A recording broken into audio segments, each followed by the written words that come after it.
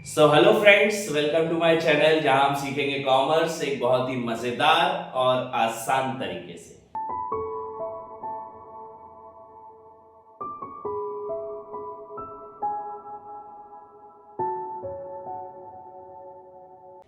इस वाली वीडियो में मैं आपको कंप्लीट कराऊंगा बैलेंस ऑफ पेमेंट वाला पूरा चैप्टर जो कि हमने कल स्टार्ट किया था और मैंने आपको वादा किया था कि मैं 2 वीडियोस में इस पूरे चैप्टर को कंप्लीट कराऊंगा, सारे टॉपिक्स पढ़ाऊंगा और आपके 6 नंबर बिल्कुल ही कंफर्म कराऊंगा। ठीक है, कल अपन ने इस वाले पूरी वीडियो में जो मैंने कल अपलोड करी थी उसमें मैंने सारी चीजें बताई। बैलेंस ऑफ पेमेंट क्या होता है, बैलेंस ऑफ ट्रेड क्या होता है, अकोमोडेटिंग आइटम्स क्या होते हैं, ऑटोनोमस आइटम्स क्या होते हैं और डेफिशिएंट सरप्लस बीओपीज क्या होते हैं। ठीक है, उसके अलावा 2 टॉपिक्स और बाकी थे इस पूरी वीडियो के, इस पूरे चैप्टर के, जो कि थे current account of balance of payment and capital account of balance of payment. इस वाली वीडियो में अपन उसको भी कंप्लीट करेंगे। करंट अकाउंट होते क्या है, कैपिटल अकाउंट होते क्या है, कौन कौन सी चीजें इसमें आती है, क्या क्या कंपोनेंट्स हैं, ये अपन इसमें कवर करेंगे और अपना ये वाला चैप्टर बहुत अच्छे से इस वाली वीडियो में कंप्लीट करेंगे। ठीक है, वन शॉट सीरीज चल रही है, बहुत जल्दी जल्दी मैं चीजों को पढ़ा रहा हूं, बहुत अच्छे से पढ़ा रहा हूं, विस्तार से, बहुत समय लेकर पढ़ा रहा हूं। ठीक है, सो प्लीज इस वीडियो को ज्यादा से ज्यादा शेयर करो अपने दोस्तों के साथ और चलो स्टार्ट करते हैं हमारे टॉपिक से। बात करें current account of balance of payment. Current account of balance of payment होता क्या है, तो ध्यान रखना बेटा, बैलेंस ऑफ पेमेंट में किसी भी बीओपी जब हम कोई भी कंट्री बनाती है उसमें 2 अकाउंट्स बनते हैं, करंट अकाउंट और कैपिटल अकाउंट। सर यार ये करंट अकाउंट और कैपिटल अकाउंट क्या उसी प्रकार से हैं जो हम हमारे अकाउंटेंसी में बनाते आ रहे हैं? यस, जैसा मैंने कल ही बताया था कि बीओपी एक डबल एंट्री सिस्टम फॉलो करता है, डबल अकाउंटिंग सिस्टम फॉलो करता है, जहां पे 2 साइड्स होते हैं, debit side and credit side. ठीक है, तो यहाँ पर भी 2 अकाउंट्स भी होते हैं और हर अकाउंट के 2 साइड्स भी होते हैं, डेबिट साइड और क्रेडिट साइड। ये आगे मैं समझाऊंगा ये होते क्या क्या। सो करंट अकाउंट की बात करें तो करंट अकाउंट इज अकाउंट, ये बीओपी का एक ऐसा अकाउंट जिसमें हर प्रकार के ट्रांजैक्शन जो कि एक नॉर्मल रेसिडेंट और रेस्ट ऑफ द वर्ल्ड के साथ हो रहे हैं वो रिकॉर्ड होते हैं। कौन कौन से आइटम्स? हमने 4 इकोनॉमिक आइटम्स देखे थे उस दिन, है ना। 4 इकोनॉमिक आइटम्स कौन कौन से होते हैं? Visible items, invisible items, unilateral transfers और कैपिटल ट्रांसफर। ठीक है, तो कैपिटल ट्रांसफर छोड़ के जितने भी ट्रांजैक्शंस होते हैं, ये सारे ट्रांजैक्शन जिस अकाउंट में लिखे जाते हैं वो कहलाते हैं करंट अकाउंट। ठीक है, कौन कौन से? So it refers to the account which records all the transactions related to export and import of goods and services and all unilateral transfers. Goods, visible items, services, invisible items and all the unilateral transfers. यहाँ पर ये तीनों प्रकार के items लिखाए जाते हैं या लिखे जाते हैं, उसको हम बोलते हैं करंट अकाउंट। ये समझ आया? तो करंट अकाउंट क्या होता है? सर करंट अकाउंट एक ऐसा अकाउंट बीओपी का जिसमें हम रिकॉर्ड करते हैं हर प्रकार के हमारे ट्रांजैक्शन, हर प्रकार के क्या बोलते हैं, मॉनेटरी ट्रांजैक्शंस, जिसमें इंक्लूड होते हैं सारे विजिबल आइटम्स मतलब export and import of goods, सारे invisible items exports and imports of services and हर प्रकार के यूनिलैटरल ट्रांसफर्स। इसको हम बोलते हैं बैलेंस ऑफ पेमेंट का करंट अकाउंट। ठीक है, तो करंट अकाउंट ये होता है। बात करें कंपोनेंट ऑफ करंट अकाउंट की तो 4 कंपोनेंट है। Export and import of goods, export and import of goods की बात करें तो सारे एक्सपोर्ट्स और सारे exports of visible items goods की, पेन, पेंसिल, रबर, कटर, आपके बोर्ड्स, आपके जूते, कपड़े, खाने का कोई आइटम, आपके पीने का कोई आइटम, हर प्रकार की चीजें जो विदेश से इंपोर्ट हो रही है और हर प्रकार की चीजें जो विदेश एक्सपोर्ट्स हो रही उनको हम बोलेंगे exports and imports of goods. ये काय में आएंगे? करंट अकाउंट में आएंगे। Then exports and imports of services, हर प्रकार की services, banking service, insurance service, some kind of lawyers, doctors, इन सारी सर्विस अगर ये यहां से इंडिया से बाहर जा रही है या बाहर की कोई सर्विसेज इंडिया आ रही है, that also comes under export and import of services या फिर invisible items. Then unilateral transfer to and from abroad. Unilateral transfer आप बाहर भेज रहे हो या यूनिलैटरल ट्रांसफर बाहर से आ रहा है। यूनिलैटरल ट्रांसफर मैंने कल समझाया था क्या होता है। यूनिलैटरल ट्रांसफर मतलब ऐसा ट्रांसफर जिसके बदले में आप ना तो किसी को कुछ चीज दे रहे हो या आप अगर पैसा ट्रांसफर कर रहे हो तो वो आपको बदले में कुछ नहीं दे रहा, सिंगल वे ट्रांसफर हो रहा है, that is known as unilateral transfer. ठीक है, आपके पापा ने आपको पैसे दिए, इसके बदले में आपके पापा को कुछ दिया क्या? नहीं, it is known as unilateral transfer. तो unilateral transfer to and from abroad, अगर हमने यहां से बाहर पैसा भेजा या बाहर से हमारे यहाँ कोई पैसा आया unilateral, that also comes under current account. And income receipts and payments to and from abroad. Income receipts and income payments, किसी प्रकार का कोई रेंट, सैलरी, बोनस, कमीशन, ये हमें बाहर से मिला है या हमने बाहर भेजा है, that also comes under unilateral, that also comes under current account. कोई इंटरेस्ट मिला, कोई किसी प्रकार का कमीशन मिला, किसी प्रकार का रेंट मिला, that all comes under income receipts. हमने कोई प्रकार का रेंट दिया, हमने किसी प्रकार का इंटरेस्ट दिया, that comes under payments to and from abroad. तो ये चार चीजें इंक्लूड होती हैं कंपोनेंट ऑफ करेंट अकाउंट में. करेंट अकाउंट में ये चार टॉपिक्स इंक्लूड होते हैं. ठीक है, ये समझ आया.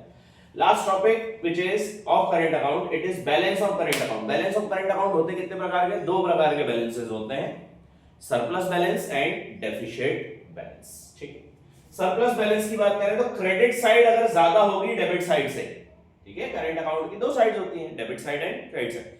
अगर क्रेडिट साइड ज्यादा है, डेबिट साइड कम है, then it is known as surplus current account, surplus of current account. कि जो करंट अकाउंट है वो काय में चल रहा है? सरप्लस में चल रहा है. That means inflow is more than outflow. Inflow जो हो रहा है पैसे का वो ज्यादा हो रहा है आउटफ्लो से, that is known as surplus of current account. Deficit क्या होता है? डेफिशिट जस्ट उल्टा, आउटफ्लो ज्यादा हो रहा है, इनफ्लो कम हो रहा है, व्हिच मींस डेबिट साइड ज्यादा होगी क्रेडिट साइड से. यहाँ पे सर डेबिट साइड ज्यादा है, क्रेडिट साइड कम है, that is known as deficit of current account. मतलब आप बाहर पैसा ज्यादा भेज रहे हो और बाहर से पैसा कम आपके पास आ रहा है, that is known as deficit of current account. तो समझ आया करंट अकाउंट क्या होता है? Surplus, deficit, component. फटाक से एक बार रिवाइज करो. करंट अकाउंट क्या होता है सर? करंट अकाउंट एक ऐसा अकाउंट जिसमें रिकॉर्ड होते हैं सारे प्रकार के एक्सपोर्ट्स और इंपोर्ट्स के ट्रांजैक्शंस, जिसमें इंक्लूड होते हैं सारे विजिबल आइटम्स, सारे इनविजिबल आइटम्स और सारे यूनिलेटरल ट्रांसफर्स. मतलब सारे गुड्स, सारे सर्विसेज और सारे यूनिलेटरल ट्रांजैक्शंस. इसको हम करंट अकाउंट बोलते हैं. ठीक है, कंपोनेंट क्या क्या होता है? Exports and imports of goods, exports and imports of services, सारे unilateral transfer to and from abroad और सारे पेमेंट और receipts to and from abroad. ठीक, उसके अलावा बैलेंसेस कैसे होते हैं? दो प्रकार के बैलेंस होते हैं, सरप्लस और डेफिशिट. बाहर पैसा ज्यादा जा रहा है, बाहर से पैसा कम आ रहा है, डेफिशिट. बाहर से पैसा ज्यादा आ रहा है लेकिन कम जा रहा है, सरप्लस करंट अकाउंट. ठीक है, या फिर करंट साइड ज्यादा है क्या बोल रहा हूं, क्रेडिट साइड ज्यादा है डेबिट साइड से, सरप्लस. डेबिट साइड ज्यादा है क्रेडिट साइड से, डेफिशिट करंट अकाउंट. समझ आया करंट अकाउंट क्या होता है? फटाक से स्क्रीनशॉट लो इसका. अब बात करते हैं कैपिटल अकाउंट की. कैपिटल अकाउंट क्या होता है सर? चार ट्रांजैक्शंस देखे थे अपन, चार इकोनॉमिक ट्रांजैक्शंस होते हैं. कौन कौन से?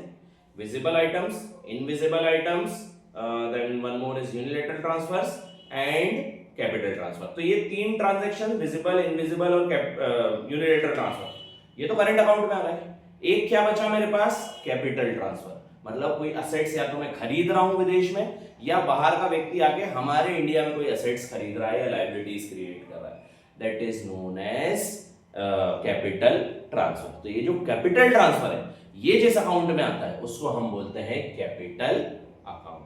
तो देखो लिखा भी हुआ है, it refers to all the accounts which records all those transactions which causes a change in assets and liabilities of resident of a country. एक इंडिया के रेसिडेंट है अगर कोई बंदा, उसके असेट्स और लायबिलिटीज में अगर किसी भी प्रकार का चेंज हो रहा है रेस्ट ऑफ द वर्ल्ड से या रेस्ट ऑफ द वर्ल्ड की वजह से, दैट तो वो सारा पैसा जिस अकाउंट में लिखा आएगा वो अकाउंट को हम बोलेंगे कैपिटल अकाउंट. मैंने विदेश में कोई इन्वेस्टमेंट कर दी, कोई जमीन खरीद ली या विदेश से मैंने कोई लोन उधार ले लिया, तो ये किस अकाउंट में आएगा? ये इस कंट्री के कैपिटल अकाउंट में लिखाएगा, करंट अकाउंट में नहीं लिखाएगा. ठीक है, क्यों? क्योंकि किसी प्रकार की या तो असेट्स बन रहे हैं या लायबिलिटी क्रिएट हो गई. ठीक है, तो जहां भी असेट्स और लायबिलिटी क्रिएट होगी जिस भी ट्रांजैक्शन की वजह से, वो सारे ट्रांजैक्शंस काय में आएंगे? कैपिटल अकाउंट में आएंगे. सपोज आपके 12th के बोर्ड्स एग्जाम में उन्होंने पूछ लिया आपसे कि सपोज कोई बंदा है XYZ नाम से, उसने विदेश में इन्वेस्टमेंट करी, ठीक है, जमीन खरीदी, तो वो किस अकाउंट में आना चाहिए सर? इन्वेस्टमेंट खरीदी, जमीन खरीदी, मतलब कहीं ना कहीं मेरे एसेट्स बढ़ गए, तो सर कैपिटल अकाउंट. उसने विदेश से कोई सामान मंगा लिया, सपोज 5 बेंचेस मंगा ली, तो ये बेंचेस तो सर गुड्स में आते हैं, तो ये काय में आएगा? करंट अकाउंट में आएगा. ठीक है, इस टाइप के कई सारे क्वेश्चंस बोर्ड्स में आ सकते हैं। तो ये ध्यान रखना कैपिटल और करंट अकाउंट में क्या क्या आता है। तो कैपिटल अकाउंट में सारे वो ट्रांजैक्शन जो कि एसेट्स या लायबिलिटीज बना रहे हैं या खत्म कर रहे हैं, वो सारे ट्रांजैक्शंस आएंगे कैपिटल अकाउंट। जैसे कंपोनेंट्स क्या क्या है, तीन ही कंपोनेंट है, borrowing and lending to and from abroad, आप विदेश से या तो पैसा घर ले रहे हो या फिर विदेश में पैसा दे रहे हो, वो आएगा। इन्वेस्टमेंट कर रहे हो आप बाहर, असेट्स क्रिएट कर रहे हो, आपने बाहर इन्वेस्टमेंट करी या बाहर से इन्वेस्टमेंट आपके देश में आई, वो आएगा। या फिर change in foreign exchange reserve, government के फॉरेन एक्सचेंज रिजर्व में अगर चेंज आ रहा है तो वो सारे ट्रांजैक्शंस आएंगे कैपिटल अकाउंट में, ठीक है। सारे लोन्स, सारी इन्वेस्टमेंट और change in FER foreign exchange reserves, ये सारी चीजें आएंगी इसमें। बैलेंसिंग की बात करें तो बैलेंसिंग इसमें भी same to same current account जैसी होती है, सरप्लस और डेफिसिट। करंट आइटम ज्यादा है, क्रेडिट आइटम ज्यादा है, डेबिट आइटम्स कम है, तो ऑफ कोर्स सी बात है सरप्लस, मतलब आपके पास विदेश से पैसा आ ज्यादा रहा है लेकिन आप भेज कम रहे हो, तो surplus. Then deficit, debit item ज्यादा है, क्रेडिट आइटम्स कम है, मतलब डेफिसिट, मतलब आप विदेश में पैसा ज्यादा भेज रहे हो लेकिन बाहर से पैसा हमारे पास कम आ रहा है। ध्यान रखना, डेबिट मतलब डेफिसिट, क्रेडिट मतलब सरप्लस, मतलब अगर क्रेडिट ज्यादा है तो सरप्लस होगा करंट और कैपिटल दोनों में, डेबिट ज्यादा है तो डेफिसिट होगा करंट और कैपिटल दोनों में। डेबिट सरप्लस का मतलब है पैसा ज्यादा आ रहा है कंट्री के अंदर, जा कम रहा है, सरप्लस, जा ज्यादा रहा है, आ कम रहा है, डेफिसिट, ठीक है। तो ये कहलाते हैं कैपिटल अकाउंट और करंट अकाउंट। कैपिटल अकाउंट का भी फटाक से स्क्रीनशॉट लो, ठीक है, स्वयं के नोट्स बनाओ। यहां पर हम हमारा पूरा चैप्टर खत्म करते हैं। हमने क्या क्या पढ़ा इन 2 वीडियोस में, हमने पढ़ा बीओपी क्या होता है, हमने पढ़ा उसके कंपोनेंट क्या क्या होते हैं 4, फिर हमने पढ़ा बीओटी क्या होता है, फिर हमने पढ़ा कि बीओपी और बीओटी सरप्लस, डेफिसिट और बैलेंस कैसे होते हैं, साथ में हमने डेबिट साइड और क्रेडिट साइड पढ़ी थी उसकी। उसके अलावा हमने पढ़ा था कौन से किस तरीके से बनाया जाता है, तो डबल एंट्री सिस्टम के थ्रू बनाया जाता है। फिर हमने पढ़ा करंट अकाउंट और कैपिटल अकाउंट क्या होता है, कैसे बनते हैं, क्या क्या कंपोनेंट्स हैं और कैसे उसकी बैलेंसिंग होती है। देन हमने पढ़ा अकोमोडेटिंग और ऑटोनोमस आइटम्स क्या होते हैं, और लास्ट में हमने पढ़ा डेफिसिट बैलेंस ऑफ पेमेंट किस प्रकार से होता है। इन 2 वीडियोस में मैंने पूरा चैप्टर कंप्लीट करा दिया है, जिस भी तरीके के क्वेश्चंस आ सकते हैं वो बता दिए हैं। बहुत अच्छे से पढ़ के जाना बेटा ये दोनों वीडियोस से इस पूरे चैप्टर को। इसी प्रकार की और भी वीडियोस में आगे लेकर आने वाला हूं। नेक्स्ट वाली जो वीडियो होगी वो हो सकता है शायद कोई दूसरे चैप्टर से आ जाए।